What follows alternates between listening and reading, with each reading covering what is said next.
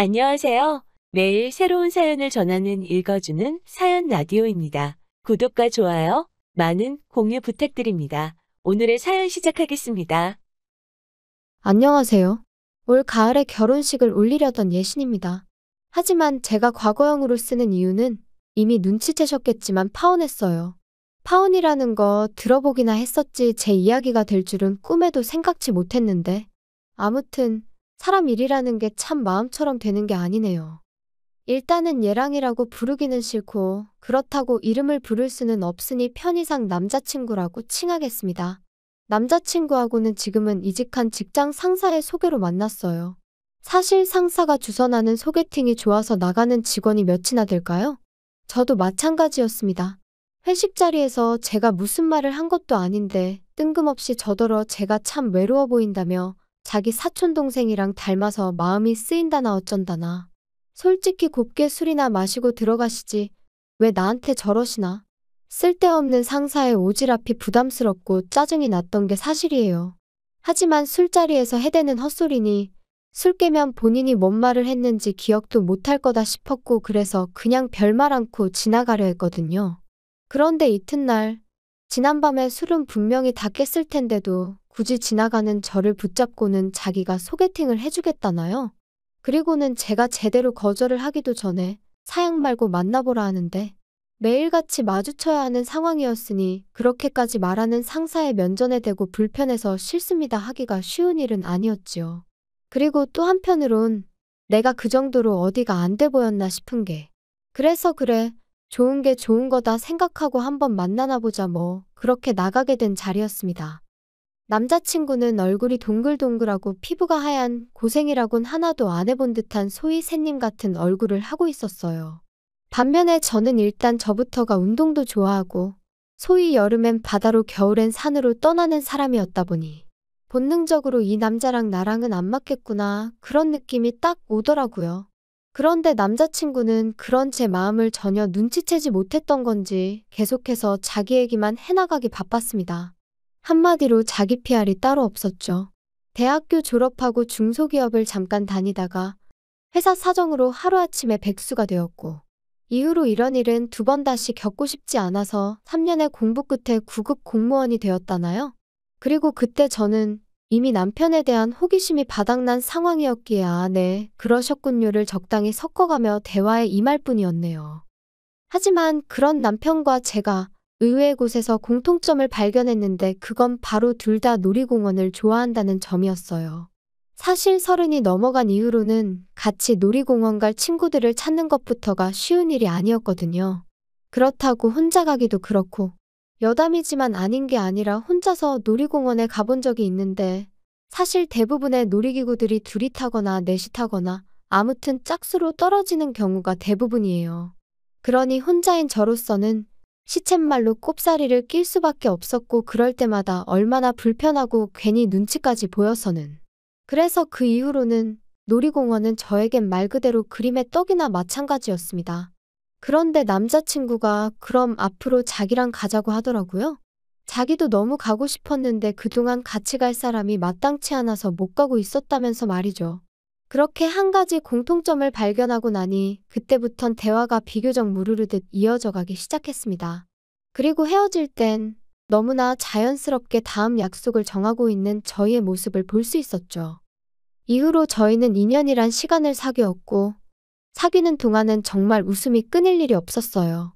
평일엔 각자의 일로 바쁘다 보니 주말 중 하루를 온전히 같이 보내는 식으로 데이트를 했는데 사실 연애하면 만나서 하는 일들이 뻔하잖아요.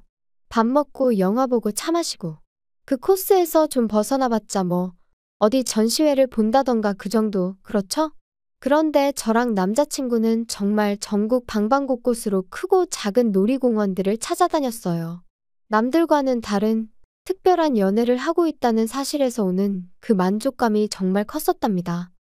그런데 그렇게 잘 맞던 저희가 결국 이렇게 파혼의 길을 걷게 된 건 바로 어머님 때문이에요.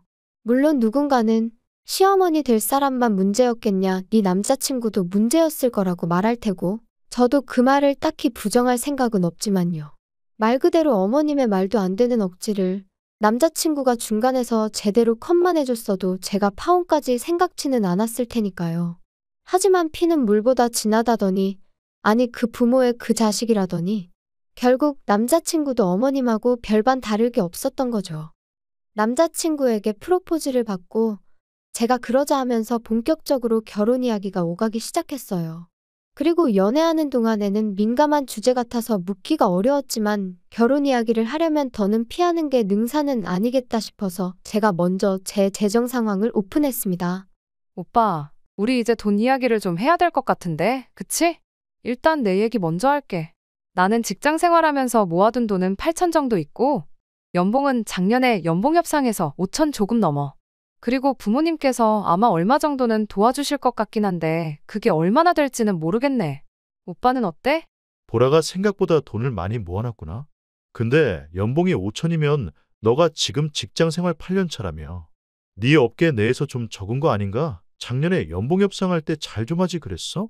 글쎄, 난 내가 적게 받는다고 생각해 본 적은 없는데. 하긴 돈이야 많으면 많을수록 좋은 거니까. 근데 오빠, 딴소리 하지 말고 오빠 얘기 좀 해봐. 어때? 오빤 좀 모아놓은 거 있어?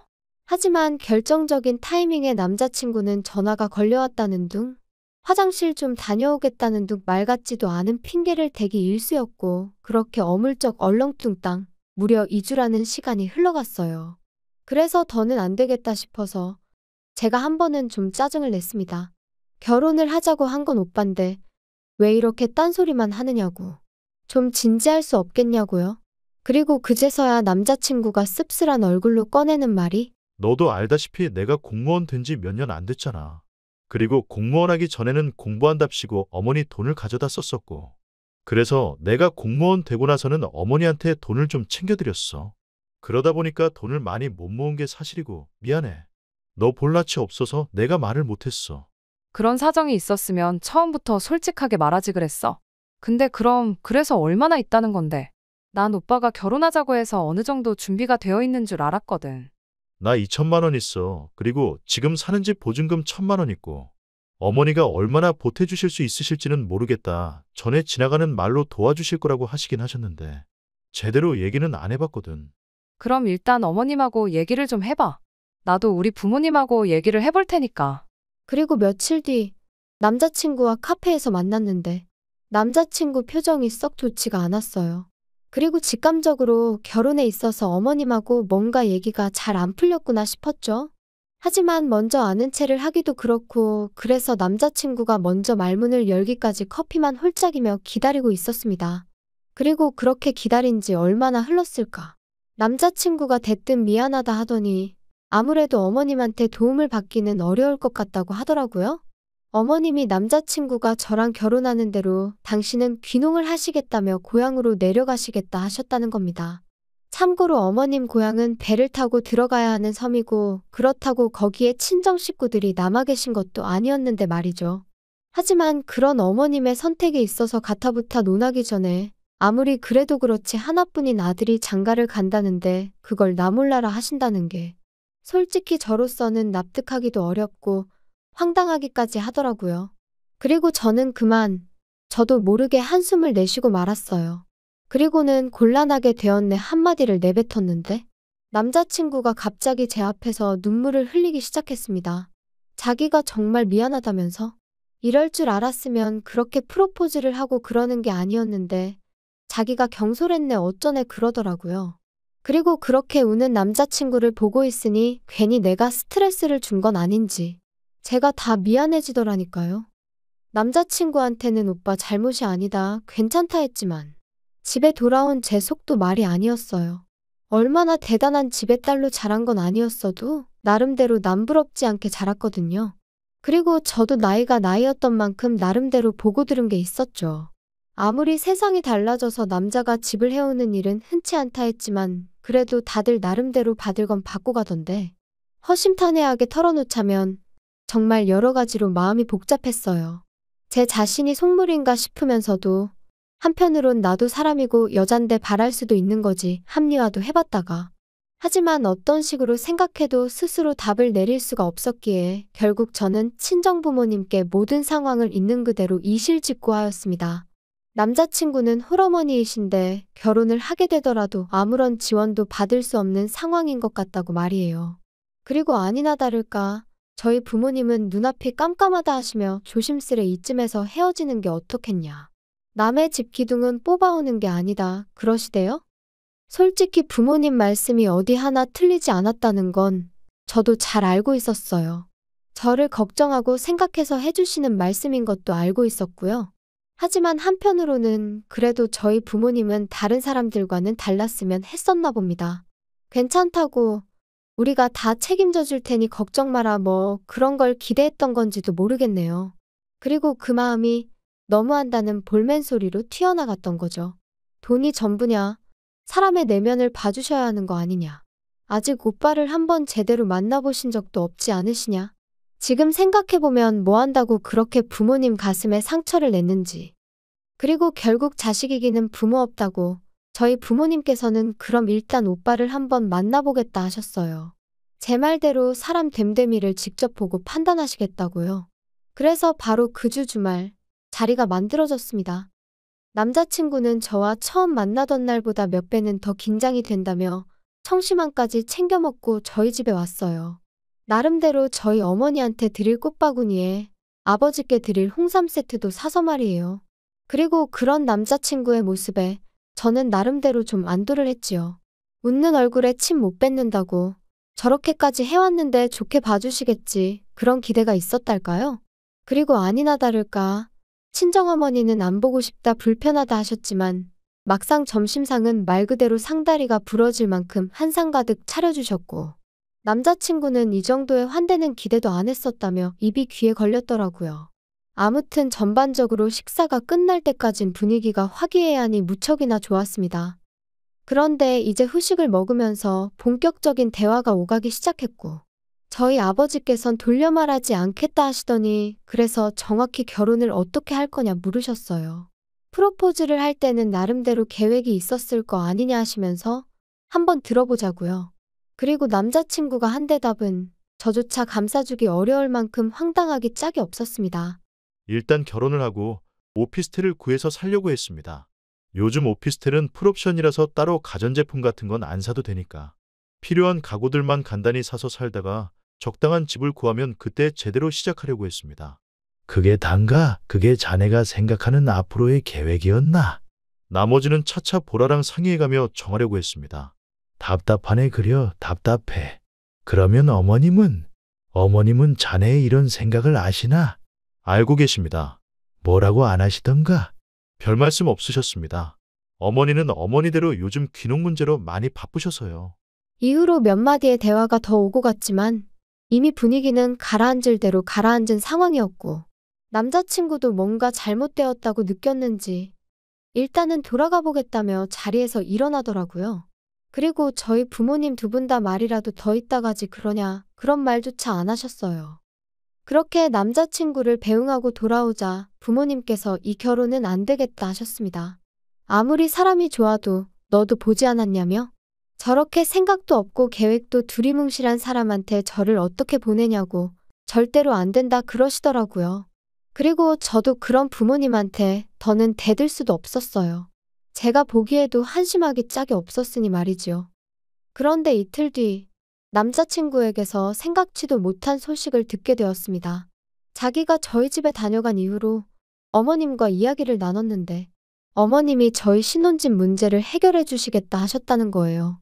너무 놀라서 저도 모르게 정말이냐고 소리를 질렀다니까요. 남자친구가 말하길 어머님께서는 어차피 섬으로 내려가실 거고 집이란 건 사람이 살지 않으면 금세 망가지기 마련이니 리모델링만 해서 살라고 하셨답니다. 그 리모델링 비용이 대략 4천이 넘었기에 솔직히 좀 당황스럽긴 했지만 아무튼 그때는 그래도 그런 걱정보다는 당장 저희 부모님을 다시 한번 설득해 볼 수 있겠다는 생각뿐이었어요. 그래서 퇴근하자마자 불이 나게 집으로 향했지요. 그리고 제 예상대로 친정부모님께선 제 이야기를 들으시곤 잘됐다며 무척 기뻐하셨어요. 하지만 한편으론 갑자기 남자친구 어머님이 태도를 달리하신 데는 분명 이유가 있을 거라며 그 이유가 뭔지 남자친구에게 제대로 물어보라고 하셨습니다.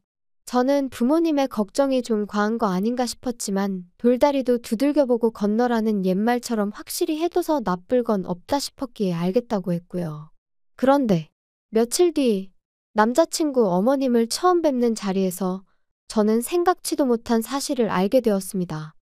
그래, 부모님께서 결혼하는 거 허락하셨다고? 네, 어머님 덕분에 허락받았어요. 정말 감사합니다. 그래, 이 집이 내가 안 고치고 살아서 좀 낡아서 그렇지. 싹 고쳐놓으면 웬만한 아파트 못지 않을 거다. 여기가 내가 알아보니까 보통 전세로 들어오려면 2억 5천은 줘야 된다더라고. 그러니까요. 정말 감사해요. 뭐 말로는 가을쯤 식을 올렸으면 한다면서? 그럼 내가 너희 식 올리는 거에 맞춰서 내려가야겠네. 그러니까 아들, 차질 없이 돈을 준비해줘야 한다. 그건 나중에 얘기해요, 어머니. 잠깐만, 무슨 돈? 돈 이야기면 이제 나도 알아야 하지 않을까?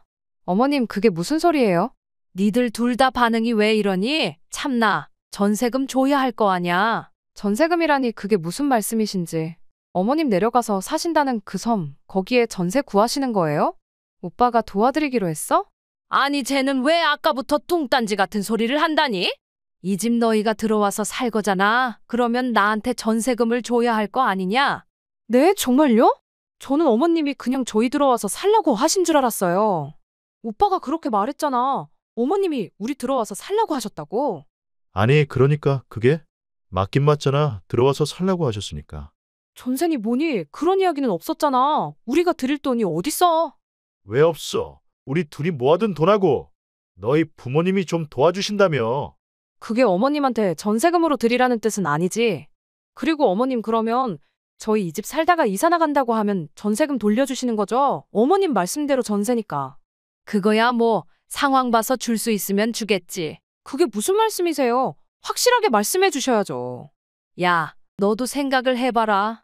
내가 너희한테 그 전세금 받아서 귀농 정착금으로 쓰고 어쩌고 하면 솔직히 얼마나 남겠니?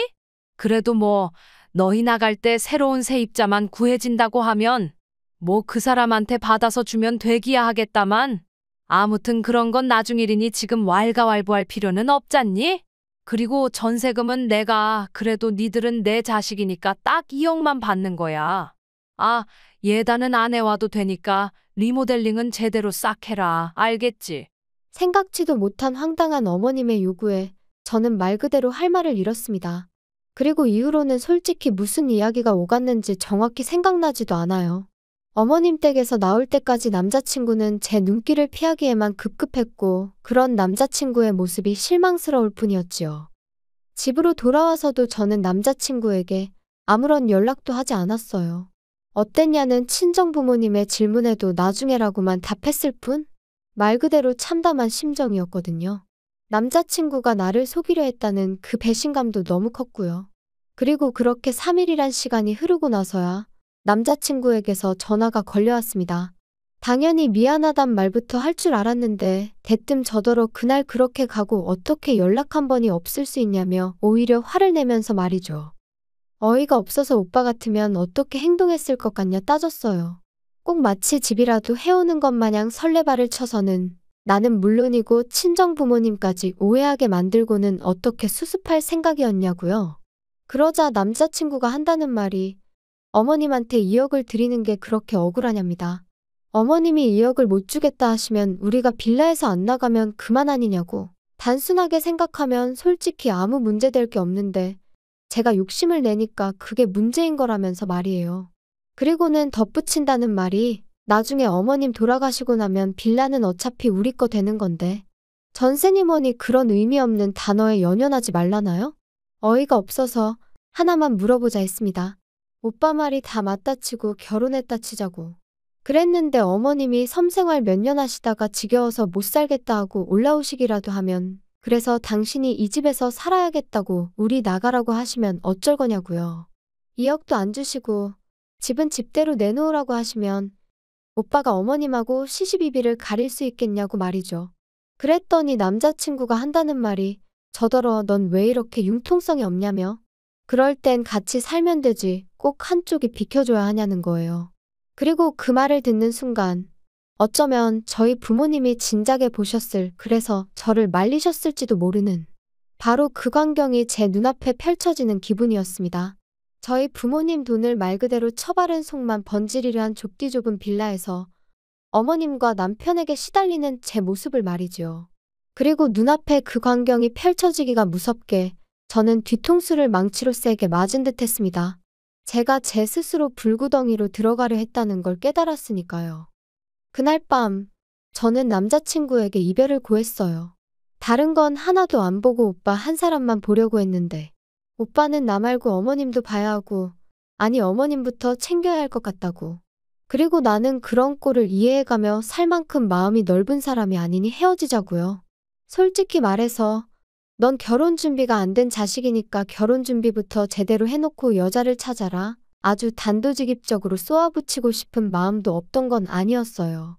하지만 제 나름대로 성숙한 이별을 해보려고 했습니다.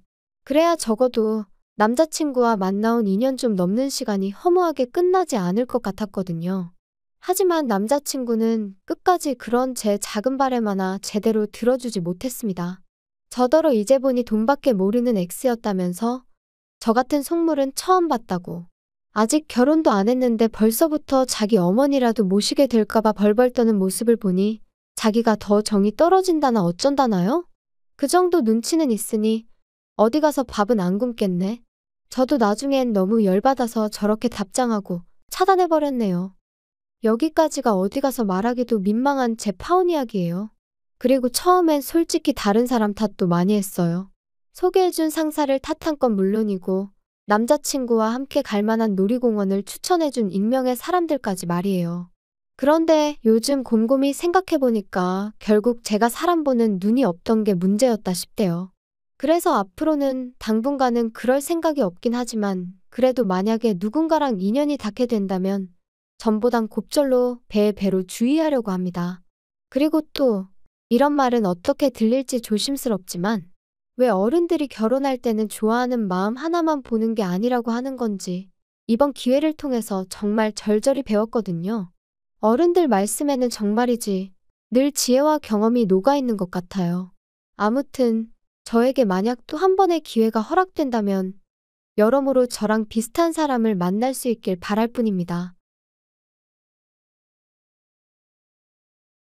긴 이야기 들어주셔서 감사합니다. 오늘의 사연은 여기까지입니다. 구독과 좋아요, 알람 설정해주시면 앞으로 더 좋은 사연으로 찾아오겠습니다. 감사합니다.